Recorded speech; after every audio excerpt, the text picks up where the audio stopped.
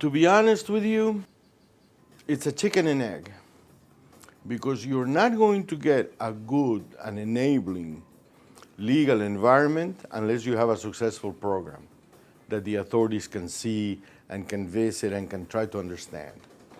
Many times we've had people come to Bolivia to study the industry, and when they go back to their country, they haven't necessarily passed the right laws or created the right legal framework for microfinance and things like this. So that makes it enormously complicated. So you have to be a non-regulated NGO with a lot of contacts and at the same time access to some liquidity and very good management and technical skills in order to navigate and get a good program going. And through those contacts, because the program is going very well, begin to invite authorities. It's a balancing act unlike any other, And in many countries, there is, created interests. They don't want to create this environment for MFIs because the government or some authority is lending money and not really collecting, or lending it for the wrong reasons in order to get votes.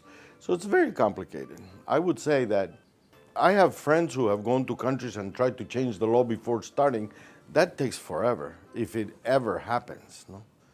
So we're kind of subversive in that respect, because we have to find a real good institution that seems honest, dedicated, mission-driven, etc., and connected, well-connected enough so that it can invite authorities and influential people to see what they are doing and can have the demonstration effect.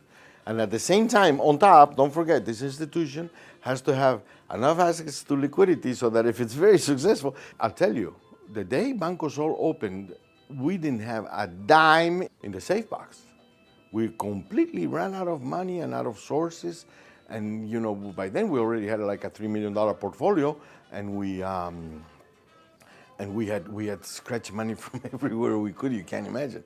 Fortunately, the day it opened, we had all the capital, all the bank's capital at our disposal, and we could lend against it and do interbank loans, which is in fact what we did right away. So you have to combine these things, 5 or 6 things, and it's difficult. That's why it doesn't take off. One of those goes wrong, and that's it. That's why it can't take off. So these ingredients, you have to really mix well in order to make sure that you arrive at a place.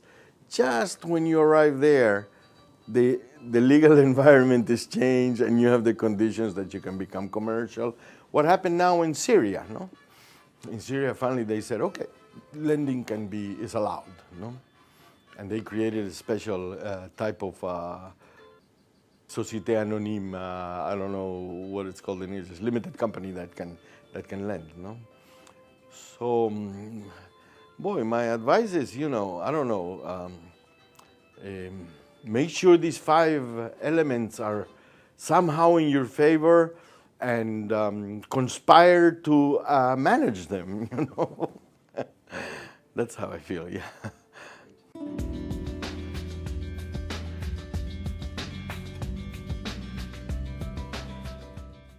The current crisis, as other crises in the past, is going to end up benefiting microfinance. On the one hand, because this system, how it produces underemployment and unemployed all the time, and each time more and more, and so forth. And this is the business of microfinance, to create jobs, right?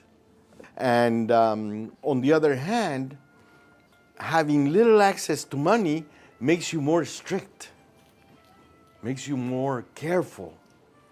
And so it's going to make them leaner, more dedicated, more careful, while at the same time opening up their market opportunities. You're beginning to go into very philosophical ground with this comment, but this is why, in a way, microfinance is anathema to this system.